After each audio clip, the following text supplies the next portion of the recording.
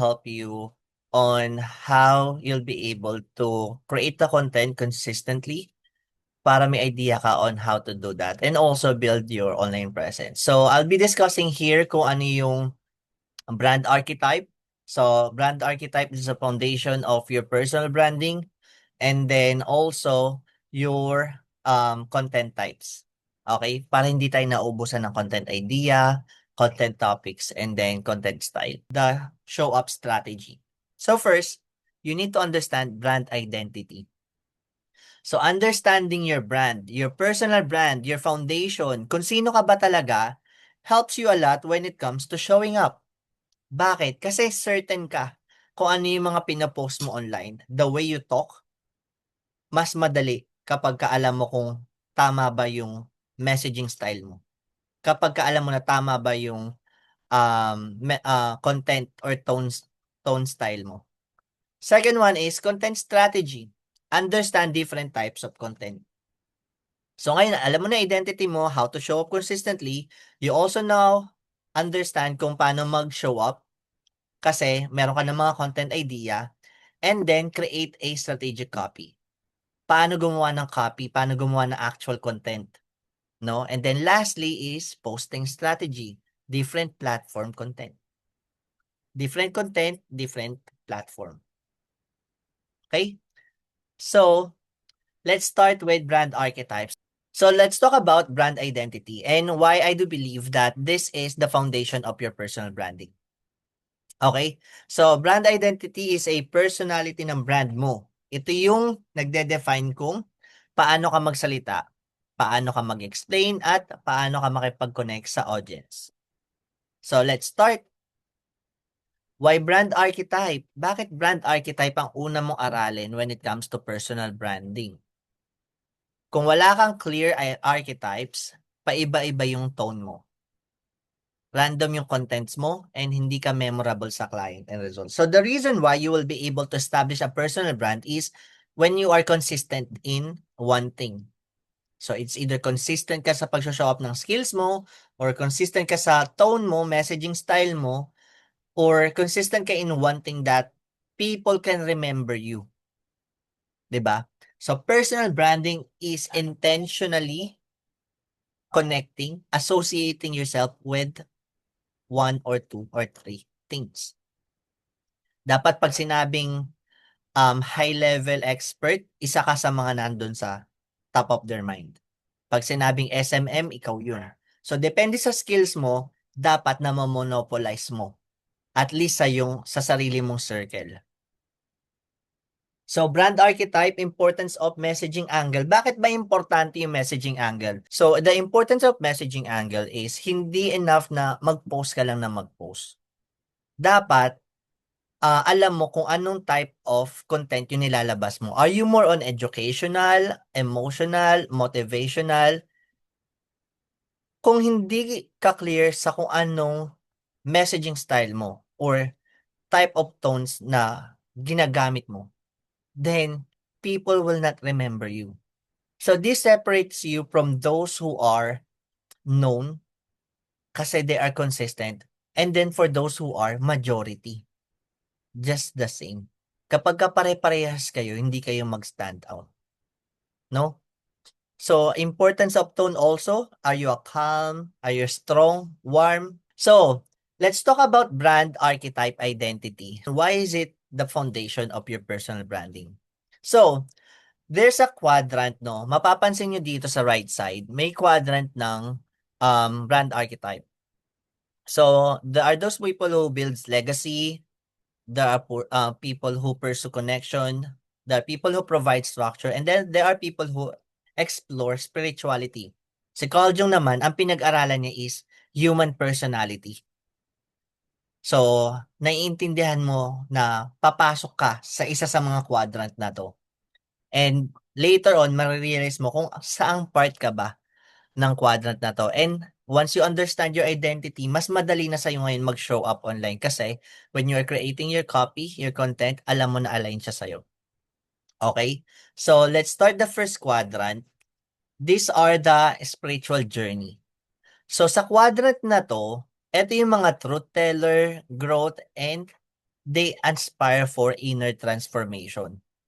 So, branding this space help people understand life, gain clarity, and evolve into a better version of themselves. So, itong mga tao na under spiritual journey, they are more on motivational. 'Di ba? Messaging is deeper, reflective, and feels guiding and enlightenment. So, part niyan is innocent, sage, and then explorer. So, innocent, ang core messaging angle niya is safety.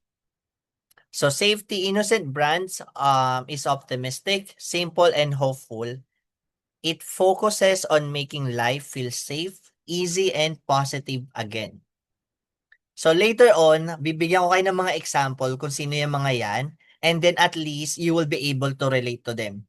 Then, later on, marirealize niyo na, eto pala yung kaparehas ko ng ano, ng identity. So, sage naman, they are on knowledge. So, eto yung mga tao na they want to impart knowledge. Generous sila when it comes to teaching. So, sage is wise, logical, and clarity-driven. No, they make complicated things seems easy. So, yung mga teacher mo na mga calculus, mga physics, mga ganyan. Tapos, if they can explain that to you in an easier way, those are sage. No? And the last one is explorer. So, explorer explores freedom. Explorer is as adventurous, curious, and freedom-driven. It encourages this discovery, growth, and new experiences. So, yan yung tatlo na yan, they are more into spiritual journey. So, bibigyan ko kayo ng example. So, let's say innocent si Dimple Romana. 'Di ba? Have you ever heard any controversial about Dimple Romana? Parang na-involve ba siya into something chaotic? No, 'di ba? Parang 'pag si Dimple Romana yung nakita mo, parang good vibes lang palagi. Even yung mga friends niya sa showbiz, 'di ba, would always talk good about her. Gano'n yung mga innocent, guys. Gano'n yung mga innocent na mga tao na, alam mo yung ayaw nila ng conflict. And they're the people who always mitigates. Gusto nila maayos lahat. Ayaw nila ng chaos. Ayaw nila ng mga drama. So, if you feel that you are an innocent, just type in innocent on the comment section. The next one naman is sage. Cara David is one of my parang I look up to Cara David when it comes to providing knowledge. Kasi sa mga documentary niya, say Eyewitness, he can make very, very complicated things understandable. No? Parang i-went you to the journey of understanding things na hindi siya boring, at the same time, very informative siya. So, that's a sage. Yes, definitely. 'Di ba? He can provide information na hindi ka mahihirapan na ma-absorb. And then, explorer. Sino sa inyo kilala si Drew Arellano, 'di ba? He loves to explore. Parang hindi siya mapakali sa bahay niya. But when he explore, he encourage other people to do so. He gives you the journey, 'di ba? Gino-journey ka niya sa exploration na to the point na parang ikaw, pag-iipunan ko ngayon para makapunta lang ako diyan. So those are explorer. So if nakaka-relate ka sa kanila, if you feel like you're aligned to them, so that is your brand identity foundation. Now, let's go to the next one. So legacy naman 'to, no? These people loves to leave legacy. So this quadrant is about impact, success, and building something that lasts. Eto yung mga, I would say ambitious, but at the same time, they want to be remembered. So, yan yung outlaw, very liberation. 'Di ba? Outlaw is rebellious, bold, and destructive. It challenges norms and break traditional rules. Kapag ka merong opinion yung lahat ng tao, this outlaw will provide a different point of view. Parang siya yung taga-balance, no? Magician naman provides power. Power in such a way that it helps you visualize what's your potential is. So magician can see through you and know already what's your capability. No? Kapagka ikaw yung taong ganito na you always see the best out of people, then you are a magician. Hero also. Hero naman will also see the potential in you, pero ang difference is, hero will push you to do it, to take action. No? So magician, see the potential in you, guide you so that you'll be able to achieve that. But it's up to you if you will do it or not. Hero, also the same thing, pero hero will push you to do it. Hero will push you to achieve what's your potential. Kaya ang sarap magkaroon ng mga kaibigan na magician or hero. No? They will see your potential and then they will push you. So, bigyan tayo ng example. Outlaw. Vice Ganda is a very, very much outlaw. Kapagka meron siyang idea na sinasabi, it's always against the norms. Would you agree? 'Di ba? Whether you like Vice Ganda or not, pero kapagka nagbigay siya ng ng opinion niya, a lot of people listens. Why? Kasi very unique, kakaiba yung opinion niya palagi. Very rebellious, 'di ba? Ang dami niyang mga ginagawang hindi normal. That is why nag-stand out siya. So, next one naman is magician. So, Bo Sanchez, if you know Bo Sanchez, kitang-kita mo, ramdam na ramdam mo sa kanya na he's a magician. Ang pinaka-favorite story ko about Bo Sanchez is the one on his book, I Made My Yaya a Millionaire. He can see the potential in other people and helps them achieve it. 'Di ba? So, that's a magician. And then hero naman is someone that is there to help you achieve it. Ipupush ka nila. Like Manny Pacquiao, 'di ba? When a lot of people will like have that pagka may laban siya, 'di ba? Every people will listen, will watch, and then after that feel motivated and wants to take action. So ganyan yung mga hero. So are you learning so far? So we already have half of the brand archetype. So far ba may nagre-resonate na sa inyo? Can you type in 1 kapagka yes or type in 2 kapagka wala pa? Ayun 'no, si Jaro meron na daw. Yes. Yes, okay. That's nice. Okay, so let's move on to the other half of the quadrant. So for the other half of the quadrant are provide structure. So this quadrant centers on support, safety, and reliability. So they actually provide structure. And you will understand why. So yung mga creator, they innovate. They create things out of nothing. So pag nga very, very imaginative sila, if they see something that needs to be done, they create it. They don't wait. 'Di ba? So creator is imaginative, expressive, and innovative. And then ruler naman, ruler are control. No? So yung ruler yan, ang ma-imagine mo sa mga ruler are CEOs, president of company, leaders. Because ruler is structured, confident, and leadership focused. They are the people who set standards. And then caregiver. So caregiver is nurturing, supportive, and compassionate. It helps prioritize helping, protecting, and guiding others. So eto ng mga tao na to, itong mga personality na to, provide structure. Okay, so example ng creator, Michael V. 'Di ba? Michael V can create a drama, can create a comedy, can create an action. 'Di ba? Not only in films but also in comedy. 'Di ba? Ang dami niya, kaya niya i-bend. Kaya niya din gumawa ng mga um skits na kahit bawal nagagawa niya ng lusot, 'di ba? Very, very creative. And that's Michael V, I would say. Ruler naman, yan, one of the billionaire in the Philippine market, 'di ba? Manny Villar. Very structured. You know that he's very structured because he was able to monopolize the real estate industry. 'Di ba? And only few people can pull that off. Yeah, Joey De Leon also is a creator. Okay, next one is caregiver. Yan, Jody Santa Maria. Sino dito naka-watch ng yung ano, parang um relate ba 'yun nung sa Korea, reality show nila? 'Di ba napaka-caregiver niya, parang siya yung nanay nung lahat ng crew dun sa Kumusta, 'yan. Na na-enjoy ko yung Kumusta, eh. So, she's a caregiver. Parang feel mo sa kanya na laging nag-aano siya, na nagte-take care siya. Kaya bagay na bagay sa kanya yung role niya na ano, sa Be Careful with My Heart. Tagal na 'no? Shows my age 'no? Bagay na bagay sa kanya yun. So, those are caregivers.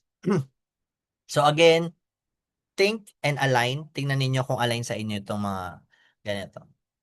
Okay, the last quadrant is pursue connection. Ito naman yung mga extrovert. I would say extrovert sila, no? So, this quadrant is about experience, emotion, and self-expression. Brands here encourage people to feel, explore, and enjoy, or break free. So, every man belonging. Yan yung messaging angle niya. So, every man is relatable and then down to earth and easy to connect with. Yung everyman, eto yung mga tao na walang kaaway. Like, pwedeng pwedeng sa kay friendship ninyo, meron kang kaaway dun and then yung everyman siya yung laging pumapagitna. Everyman is good kahit kaninong tao, 'no? Kaya niya makisama sa mga extrovert, kaya niya din makisama sa introvert. Kaya niya makisama sa mga sobrang yayaman na tao and then kaya niya makisama sa mahihirap. Everyman wants to keep everyone belong. So, ang weakness nito is masyadong people pleaser, mga everyman. They don't want to offend anyone. Jester naman is enjoyment. Ito yung life of the party. 'Di ba? Kapag may jester kayo, kapag ka nag-party or may mga vacation, ito yung gusto mo na nandun. Otherwise, ang boring. So, jester. And then lastly is lover. Intimacy. So, eto naman yung very expressive na mga emotions nila. Yung I love you na I love you sa'yo, yung I miss you, magme-message sa'yo out of nowhere, I miss you, ganyan. Eto yung gusto laging ano, may assertive, no? Gusto laging ano, sinasabihan ng intimacy, intimate words. So, bigyan ko kayo ng mga example ng people that pursue connections. So, si Kong TV. So, si Kong TV, everyman yan. Kita mo wala siyang issue, 'di ba? And then kaya niya makisama sa pinakamayayamang tao, and then kaya niya din makisama sa pinakamahihirap na tao, 'di ba? Yung mga vlogs niya reflect na alam mo yun, kaya niya makisama sa lahat. Kaya niya makisama sa mga sosyal, kaya niya makisama sa mga balahura, 'di ba? Yeah, I would say Ivana also is everyman. Kaya niya din makisama sa lahat. Ayan. Next one, Jester, 'yan, Luis Manzano, 'di ba? Guys, sobrang happy-happy lang ni Luis Manzano, parang 'pag naging tropa mo siya tatawa-tatawa ka lang palagi. 'Yan, 'pag magkasama silang dalawa ni Alex Gonzaga, 'di ba, magtatawanan lang kayo ng tatawa, 'yan, sila na bangka, wala ka ng poproblemahin. Yes, silang dalawa ni Alex. Ayan, so Jester, I hope you guys are imagining. So, lover naman is Catherine Bernardo. 'Di ba? Parang whenever Catherine Bernardo talks parang nafi-feel mo na, sobrang genuine nitong taong 'to. Always talks about being good, 'no, loving. Wala kang maririnig na ano, na hatred 'pag nagsasalita 'tong tao na 'to. Very forgiving and yeah, wala talaga akong masasabi basta lover lover siya. Makikita mo 'yan kung paano siya makipag-usap sa partner niya, sa family niya, lalo na kapagka nanonood ka ng mga vlogs niya. So, content creation framework. So, now that you understand your brand identity, let's take it a little bit further. Because clarity alone is not enough. Yes, you already understand kung ano yung brand identity mo. You already understand your primary brand identity, your foundation. But you also need to learn. and understand ano yung mga content na gagamitin mo to show up, 'di ba? So, dito na tayo magle-level up when it comes to content creation. So, the first type of content that I want you guys to understand is hand raiser. Okay? So, hand raiser content is for engagement. Nagtatanong ka para mag-comment yung mga audience mo. Mag-react sila and then mag-interact sa audience mo. So, this is your content para makipag-mingle or to attract attention and um provide also information. So, may tatlong klase ng hand raiser. So, hand raiser alone is like asking question that gets your audience to respond. So, you start conversation, not just a post content. Okay? So, yung hand raiser, eto yung mga questions na nakikita ninyo sa Facebook na what are the struggles that you have nung nag-umpisa ka sa high level? 'Di ba? Or ano yung paborito number mo sa electric fan? Or anong ulam mo ngayong Friday? So, those kind of contents that already count as a content type. Those are hand raiser content. Hindi lahat ng content kailangan may visuals. Hindi din lahat ng content kailangan mahaba. So, kung nag-uumpisa ka, you can start with hand raiser. Just ask questions and spark conversation. Okay, you understand? So, aside from hand raiser, authority din siya. So, share your insight, your perspective, so people can, or someone who knows what they're doing. So, eto din is yung hand raiser can also show kung ano yung alam mo na. Or that also helps position yourself with authority. Like for example, you provide value saying that high level is not for everyone. High level is a CRM, ganto-ganto, and then information. So that's a hand raiser.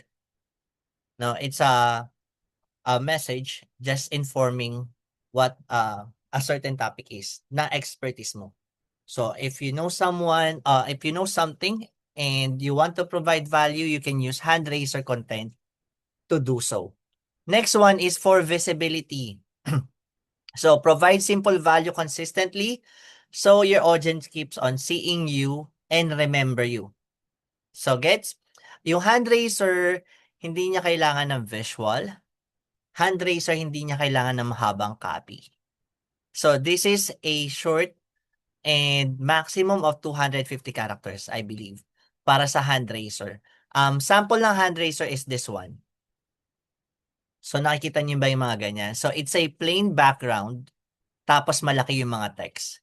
So this is to capture attention para mas mabiling mag-engage. 'Di ba? So kita mo 'to, meron siyang CTA, call to action sali. So lahat na magko-comment diyan, that already increase engagement. 'Di ba? That already spark conversation. So if you are doing this on a day-to-day basis, definitely nagmamarka ka. Definitely nakikita ka na ng mga tao. Agree? Enable for your hand raiser to be successful, kailangan nag-e-engage kayo. So kapag kami nag-comment diyan, re-replyan mo.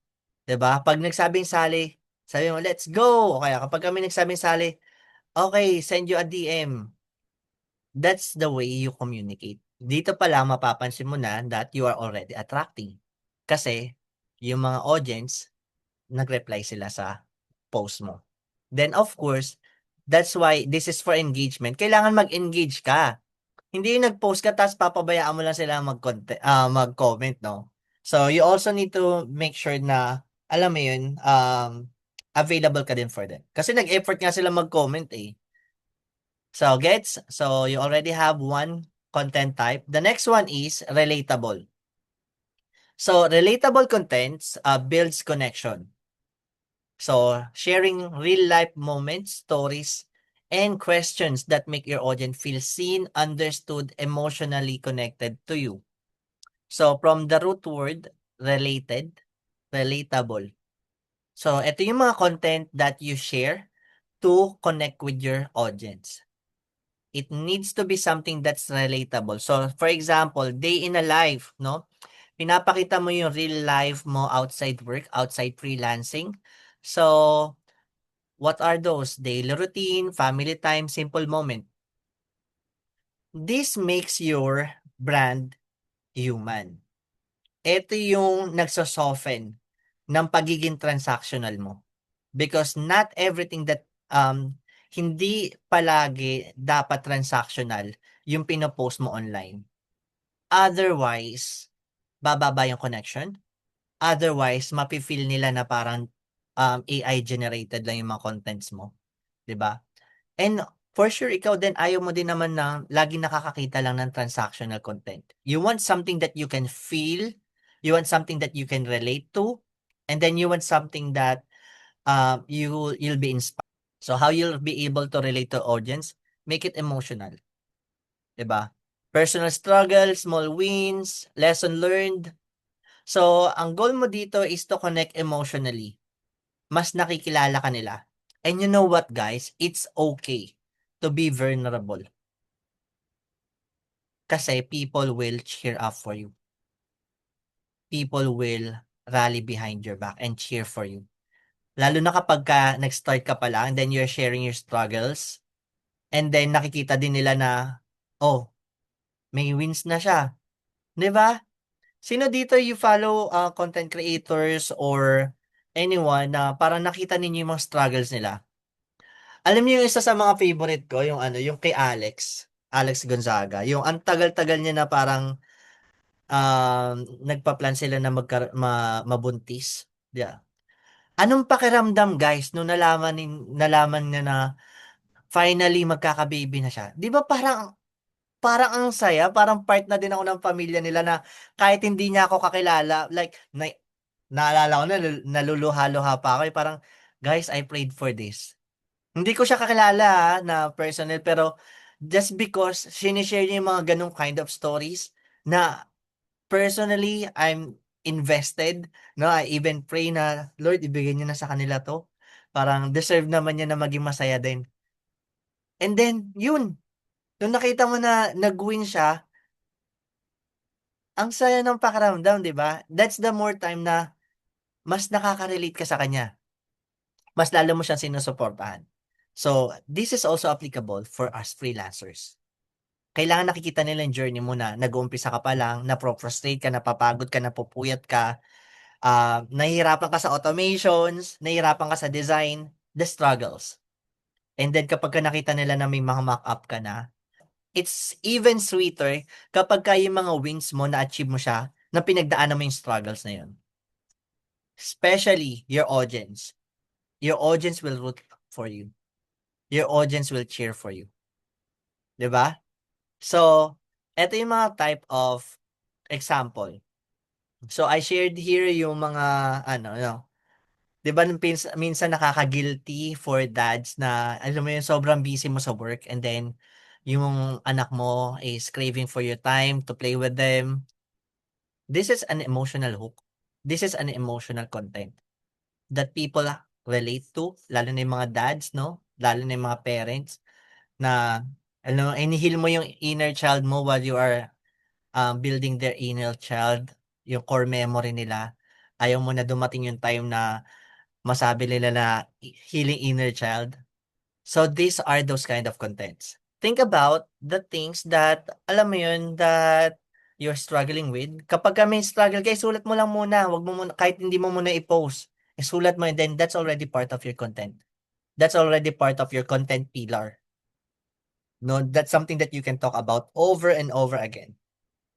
Para makilala ka nila na, sa Stephen hindi lang siya personal branding, hindi lang siya digital marketer, father din siya, 'di ba? So, 'yan. So, next one naman is consumable. So, ano yung mga consumable type of content? So, consumable type of content delivers value to your audience. You can use teaching framework, tips, or step-by-step application na pwede nilang i-apply agad. So, consumable from the word itself, consumable. So, dapat it's easy to execute. No, kapag ka magtuturo ka about automation, make sure na yung automation na ituturo mo is easy to um digest, easy to work with, or madali lang siya ma-achieve. So, you can provide a step-by-step tutorial. So, make it a carousel o ganito mag-build ng booking funnel. Ganito mag-setup ng calendar at sa automations, 'di ba? Ganito mag-setup ng email automations. So, you need to provide a step-by-step information. Why? So, the consumable content already position you as someone expert. Hindi man expert, but someone who knows what you are doing. Isa to sa mga powerful content if you want to attract client. Kasi here, dito makikita ng client yung capability mo to execute. So if you can teach them kung paano siya gawin, definitely alam mo kung paano siya i-execute, 'di ba? So consumable content, this is a must if you are a freelancer and you want to attract clients. So step-by-step tutorial, how to create content for your personal brand. So teach something actionable, show your expertise. So another type of consumable is a framework or formula. So nagbibigay ka ng system or structure galing sa ginagawa mo. So this is praised from your experience kung ano yung ginagawa mo. You don't have to teach everything. You just need to teach one part that is beneficial, that is already valuable to other people. No? You can just provide ano yung mga klase ng hook na pwede mong gamitin. Ano yung mga klase ng content na pwede mong gamitin. Ano yung mga parts ng automation na kailangan mong malaman. So framework or formula. Ano yung workflow para para makagawa ng booking funnel. So those are the kind of consumable. Dapat mabilis siya makuha and then mabilis din siya ma-absorb. And then another consumable is quick tips. So easy, short to digest. Example is tips, no? May mga tips ka, sabihin mo lang. So facts, best practices, do's and don'ts. Those are type of consumable content. Mabilis sila makuha, mabilis sila i-digest, actionable, mabilis ma-execute. And the good thing about this is that if your audience follow it and has a result also, then your expertise becomes solid. Nasosolidify niya na alam mo yung ginagawa mo. Kasi, na-experience nila 'di ba? They were able to consume your content, and then by consuming your content, they also nagkaroon din sila ng result. And pag nagkaroon sila ng result, doon nila nalalaman na, alam niya nga, tama yung sinabi niya kasi gumana sa akin. Example, eto. So, why should client hire you? So, this is an interview with Chinelo. And here, ano yung mga content ano yung mga consumable action or mga tips na sinabi niya? So, sabi niya dito na okay yung may skills ka, pero importante na positioning mo. Okay? Tapos, importante na mag-build ka ng personal brand mo kahit na nag-uumpisa ka pa lang. Tapos, in the age of AI, personal brand stands out kasi dito ka magsa-separate from other AI creators. So, as a freelancer, hindi ka mapapalitan ng AI. Pero yung marunong gumamit ng AI, yun ang kayang palitan ka. So, that is why you need to increase or you need to continue on studying, skilling up. Okay? So, kasi importante ng skills mo, ng pag-up skills mo is your personal brand also. Kasi paano yung skills mo kung hindi ka naman din nakikita, no? So that's the reason why we're here, so that we learn more about contents that you can use. Okay, let's proceed.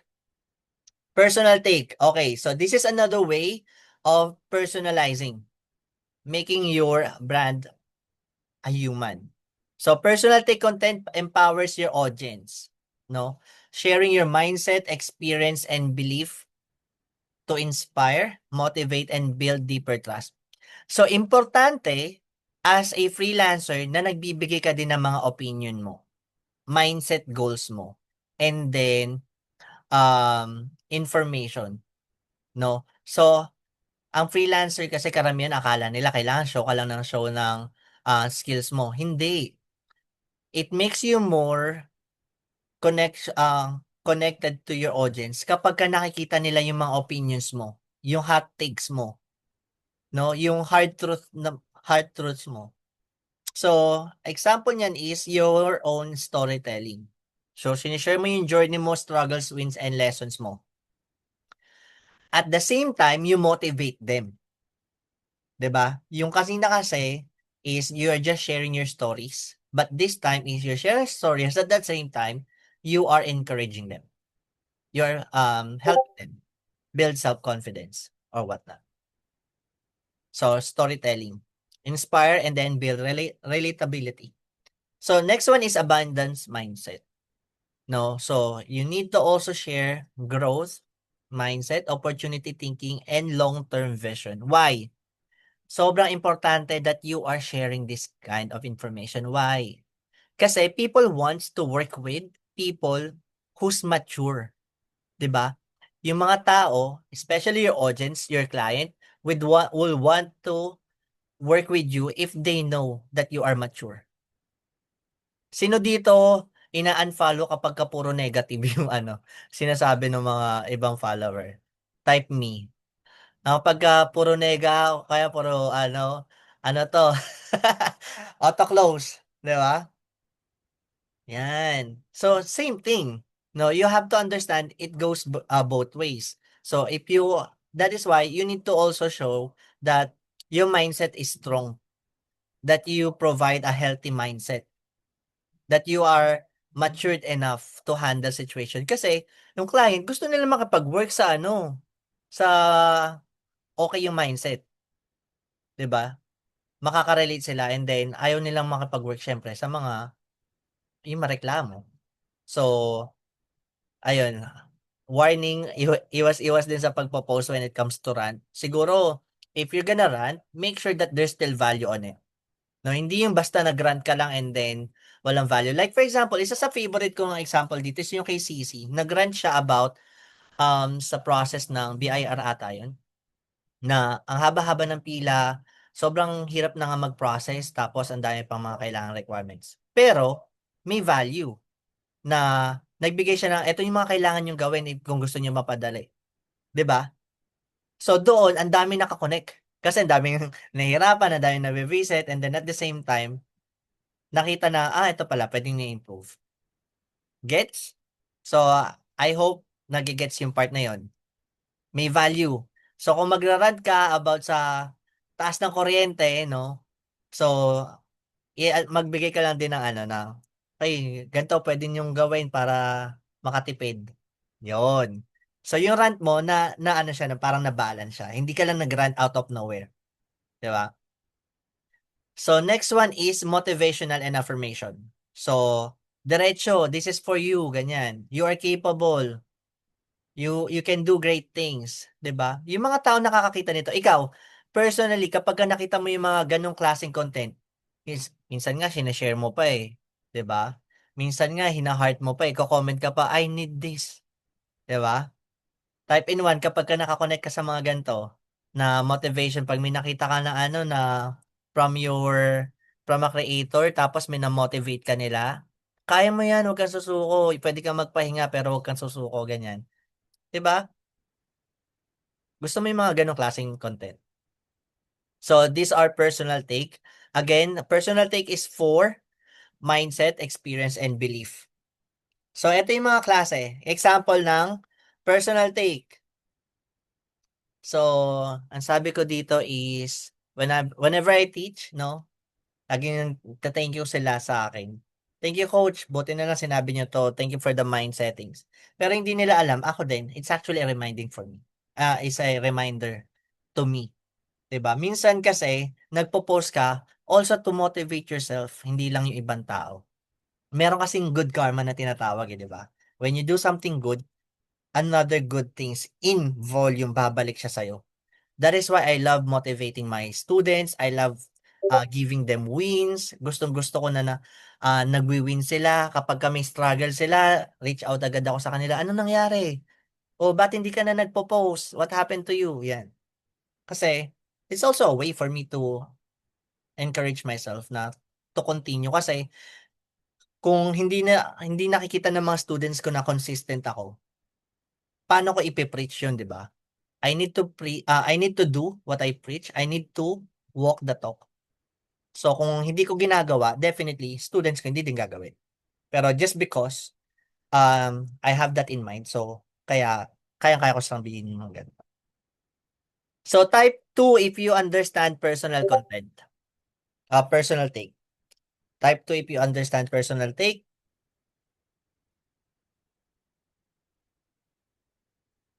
Okay. Mm.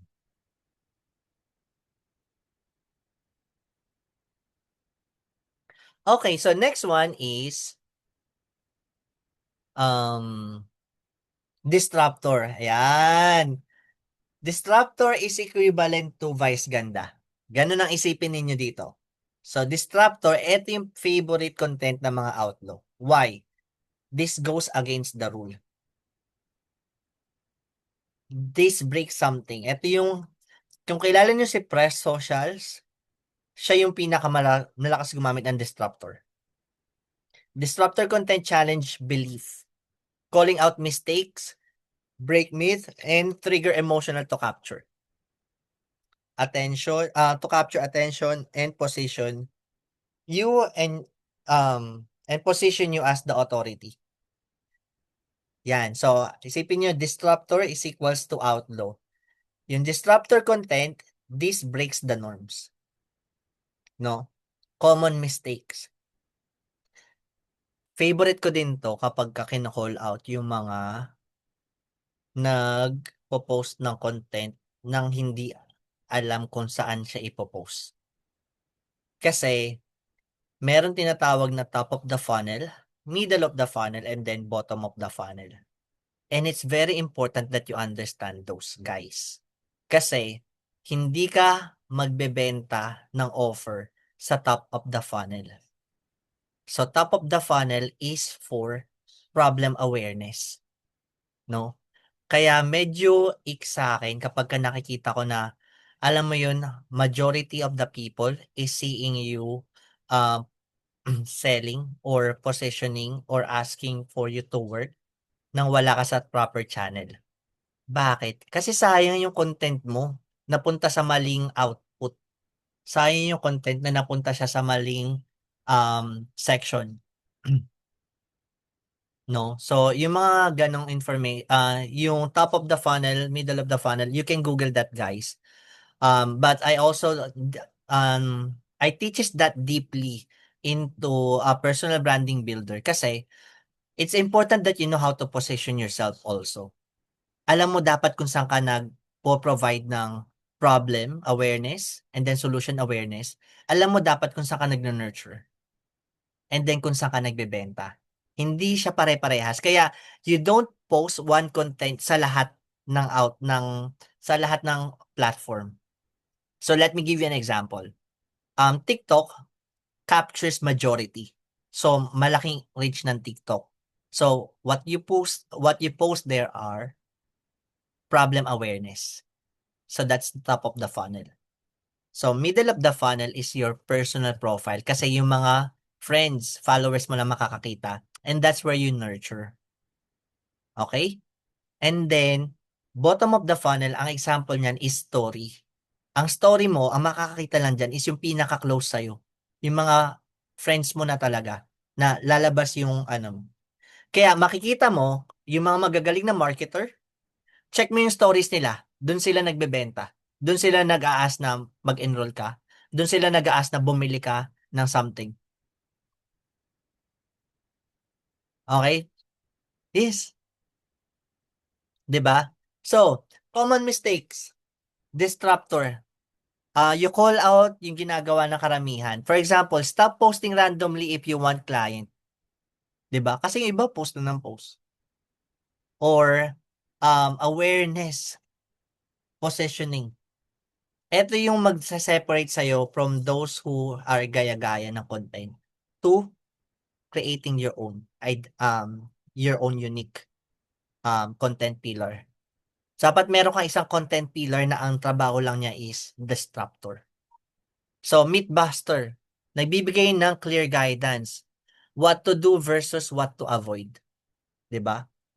At mas maganda niya kung ang sinabi mo what to avoid is yung ginagawa ng karamihan. Yan, mamaya ipapakita ko sa inyo yung favorite disruptor topic ko. And then clear plus direction and then positioning as strategies. Kasi 'di ba, mas maraming nakaka-capture na attention yung taliwas yung opinion kumpara sa majority. And then you put your own twist on it.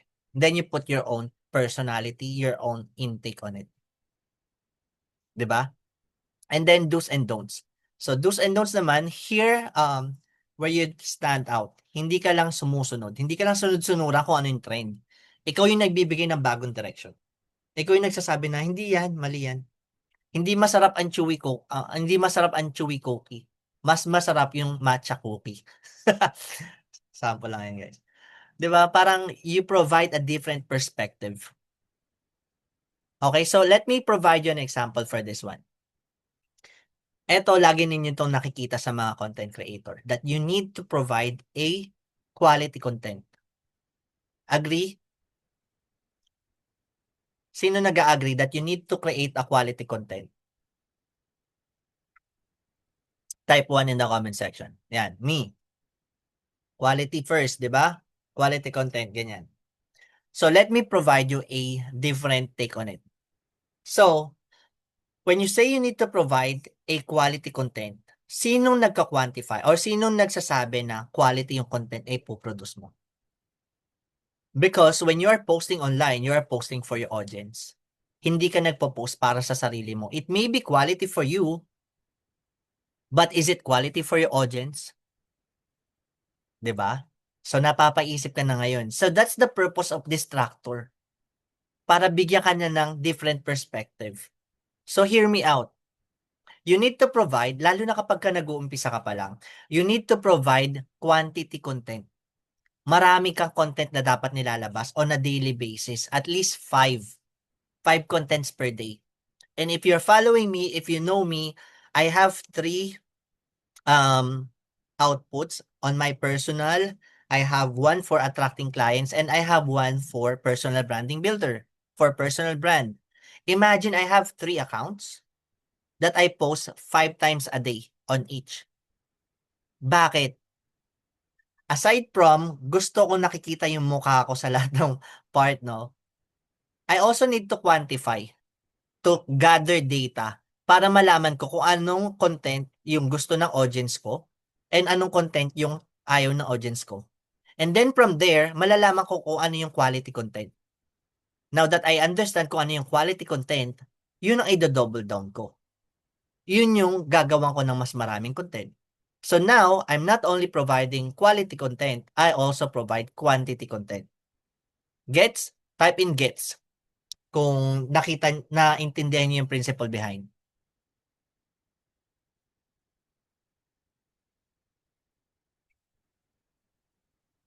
Yes. And that is why, ayun din tinuturo ko sa mga students ko. Nag-uumpisa ka pa lang and you don't have data yet kung anong gusto ng client, ng mga clients, ng audience mo, mag-post ka 5 times a day.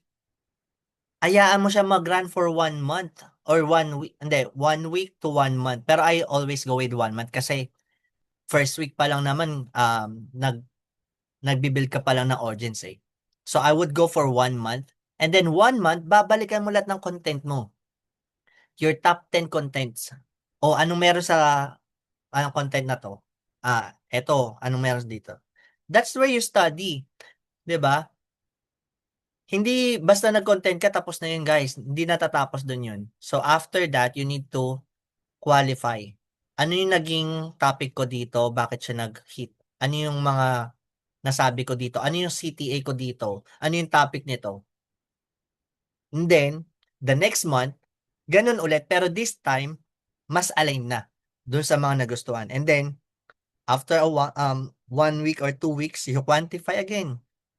I-check mo ulit kung gumagana pa ba.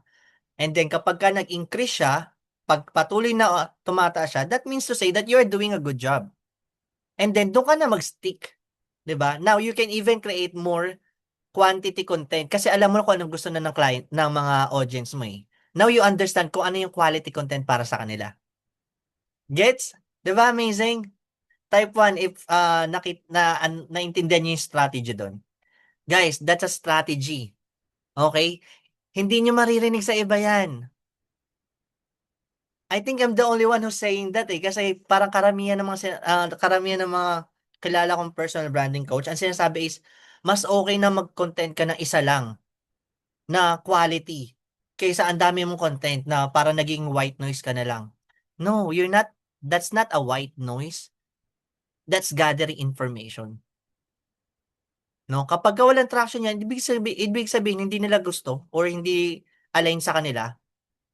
Pero kapagka nag-hit yan, merong engagement yan, may sales yan, may benta yan, definitely nagwo-work yan.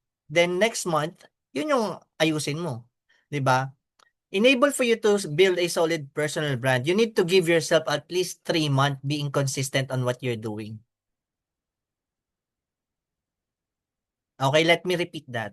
Enable for you to build a personal brand, you need to at least allow 3 months of data para alam mo kung paano ka mag-show up and then kung paano ka magiging credible. Okay? Are we learning? Can you type in 2 if we are learning so far? Yan, isa talaga 'to sa favorite na ano ko, topic ko, yung, disruptor.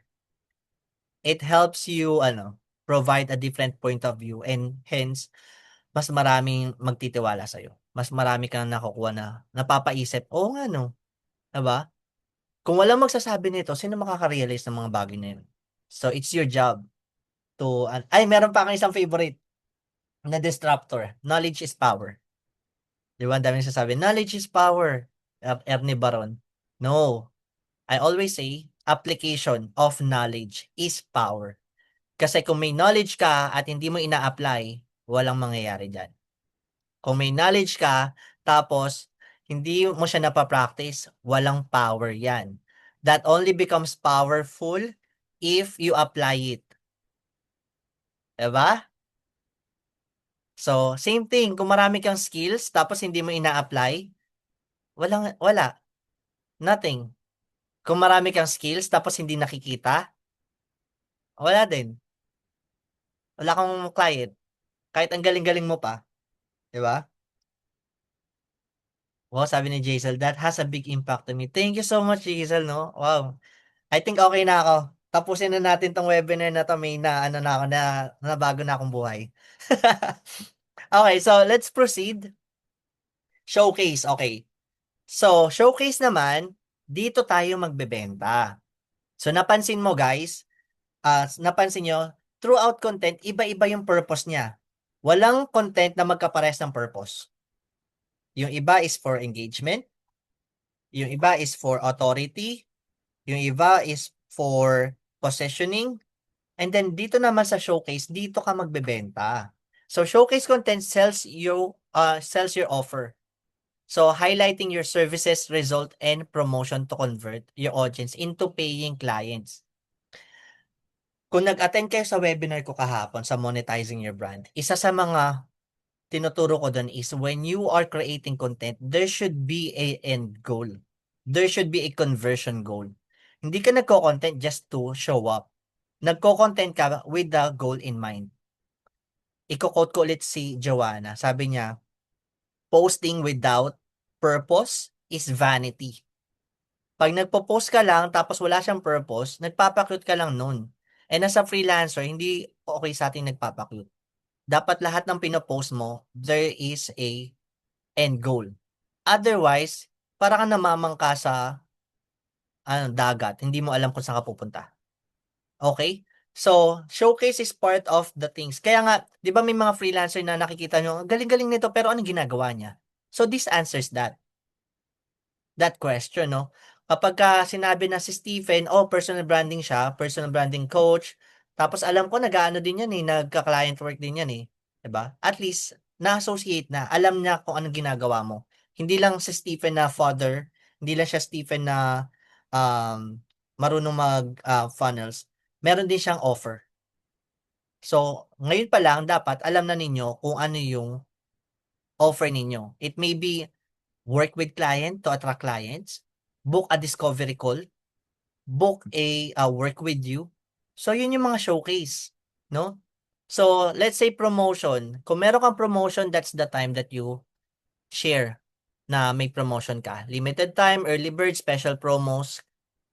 So, showcase, this is the time for you to sell. And it's okay to sell kasi this is just part of content types. No, hindi naman lahat ng ano mo content mo magbebenta ka. Which is hindi din tama 'yun. Dapat you have variety of contents. Okay? And then direct selling. So, straightforward. I-present mo kung ano yung service mo, product mo, price, inclusion, value, convert your audience into clients. Kaya sobrang okay yung mga nakakapag-build ng personal brand. Nakaka-relate sa'yo. Tingnan mo si Alex, for example, si Alex Gonzaga. 'Di ba? Nagse-share siya ng mga experience niya, journey niya. At the same time, magbebenta siya ng paragis. Meron silang offer ng paragis. Kita mo, yung online presence mo, yung personal brand mo has a value on it kasi meron kang destination, meron kang conversion. Pero kapag show up ka lang tapos walang call to action, s wala kang makukuha, that's just vanity. Nagpa-cute ka lang sa social media, okay? So next one is about your business. Case study mo, eto, kapag nag-aaral ka pa lang, sino dito yung mga nag-aaral pa lang na say nag-aaral ka pa ng GHL, nag-aaral ka pa ng funnels, nag-aaral ka pa lang ng SMM. Dapat ngayon shine-showcase mo na kung na nag-aaral ka. Yung mga case studies mo kahit hindi pa siya actual client, 'no? Client results mo, wins mo, 'di ba? So gumawa ka ng beta test, nagbigay ka ng free pro bono case sa mga clients mo, hingan mo sila ng client result. Kasi no, you provided value to them, dapat may value ka din na makukuha. And then yun yung isho-showcase mo. Kaya nga siya showcase content, eh. Para makita ng audience mo na ibang audience mo na, meron na siyang result. May na-provide na siyang result.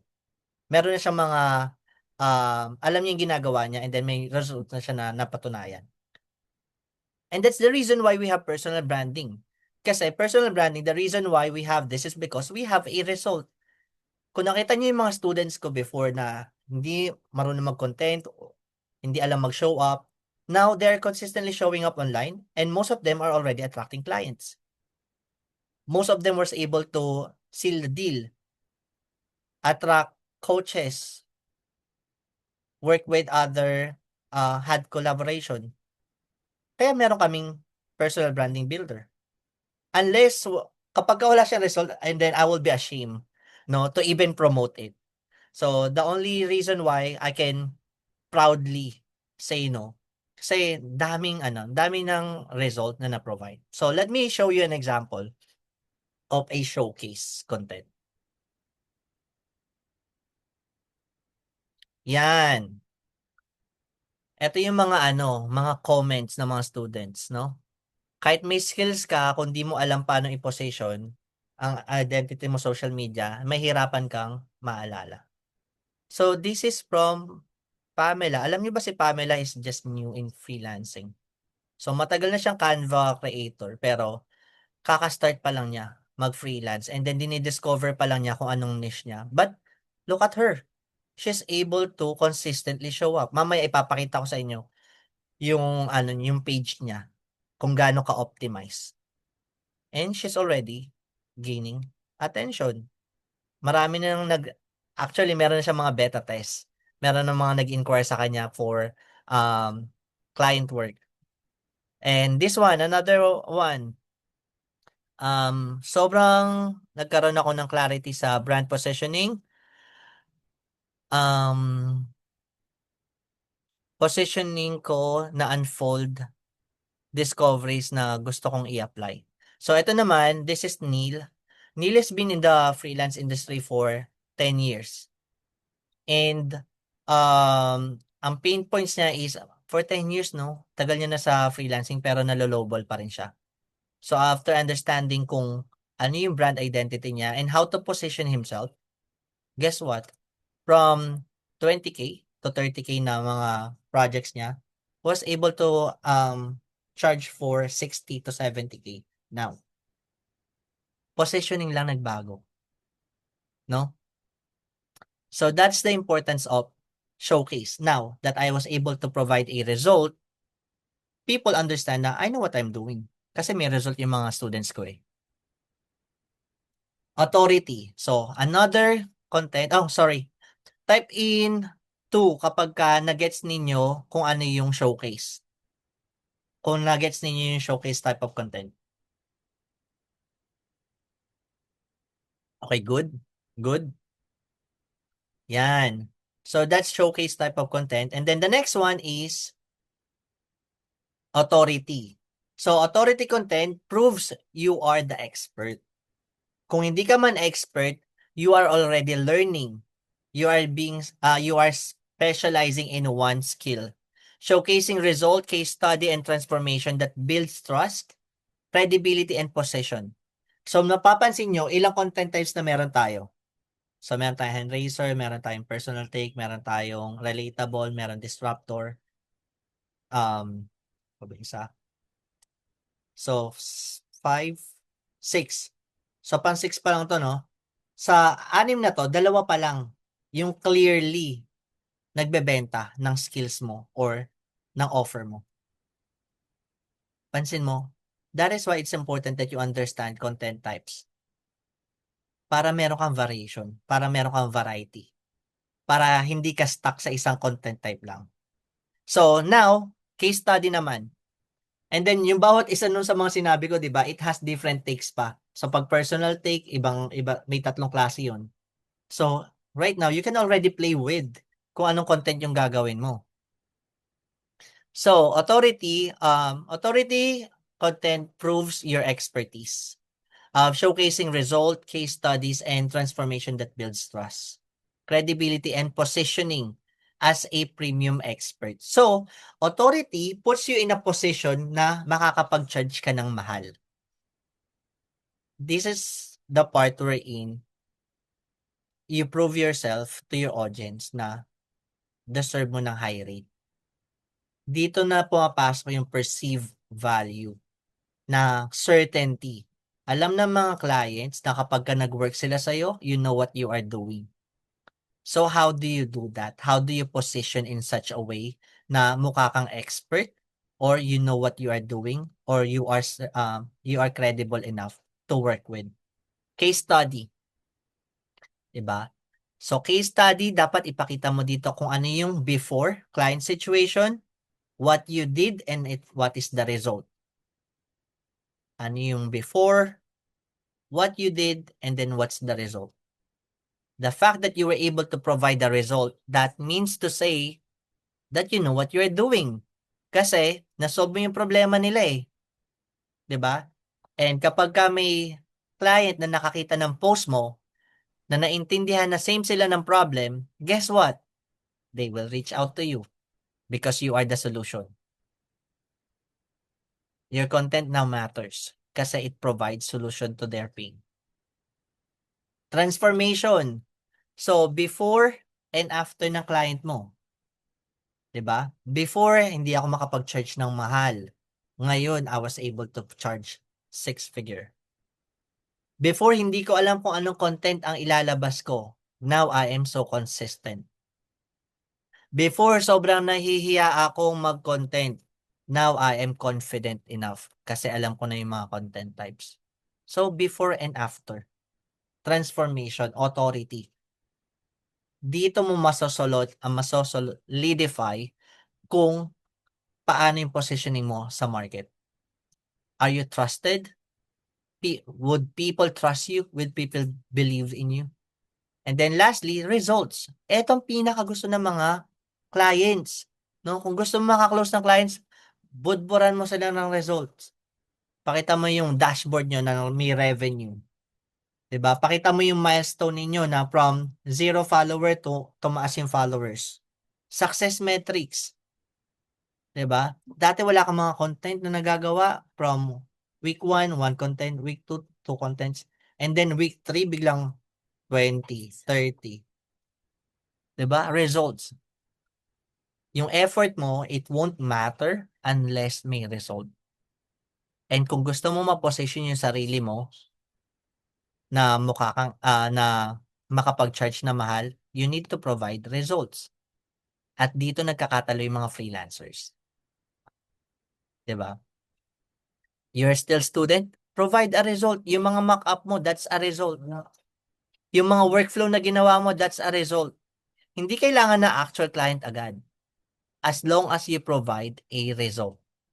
Copy, type in gets. Kung na-gets yun.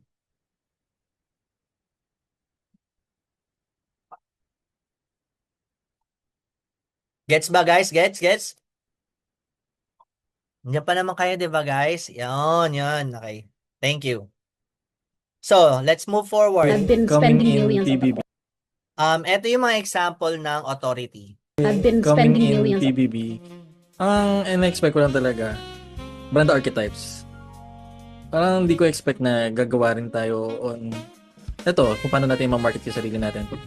And introvert din kasi ako, so andun yung fear of being judged. Tapos, di ba tinanong ko nga kahapon, paano kapag makikita to ng relatives, ng family, di ba parang cringe, ganyan.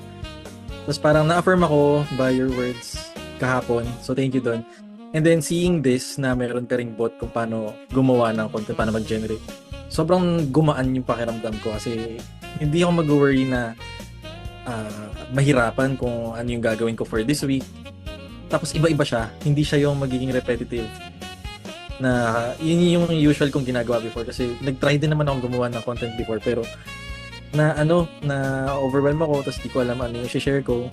Tapos yun, dagdag mo na introvert ako, so yung mga ganong bagay na ano siya, nawala. So kumbaga nagkaroon ako ng mas naging confident ako.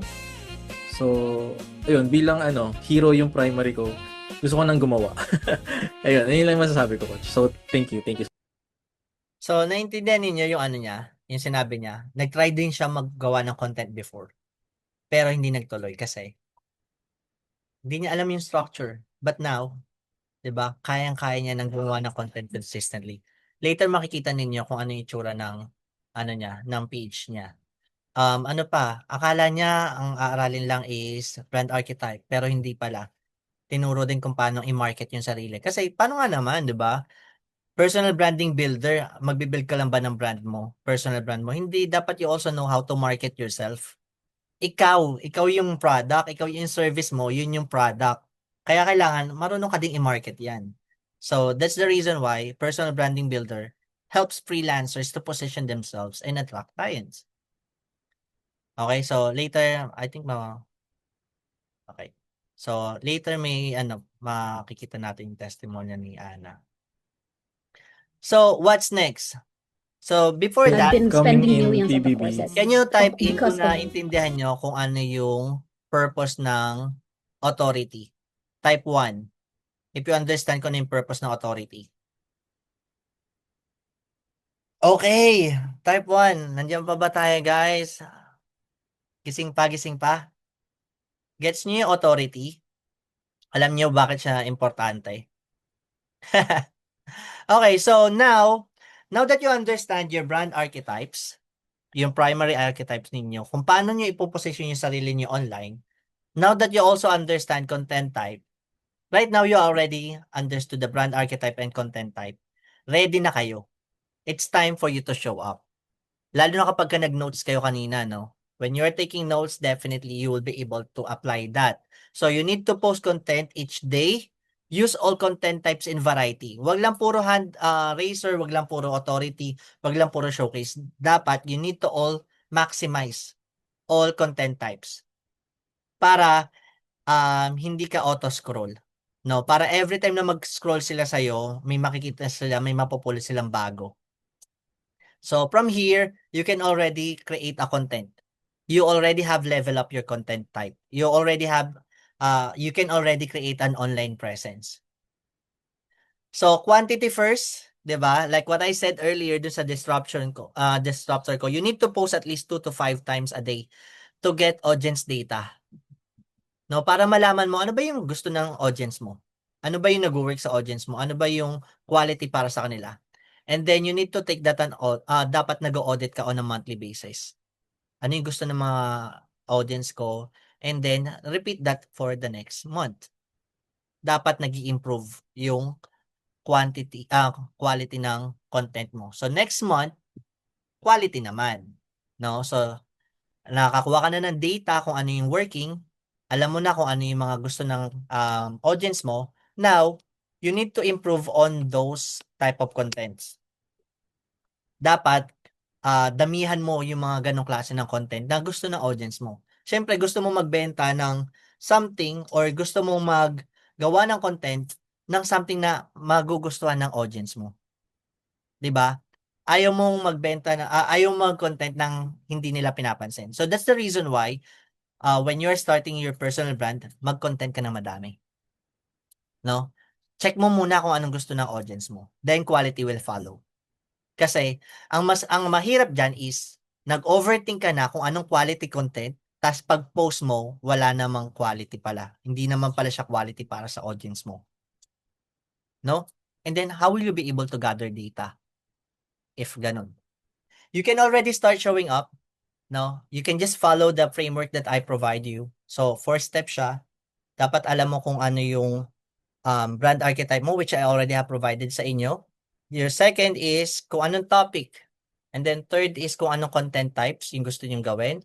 And then fourth is kung anong sales type.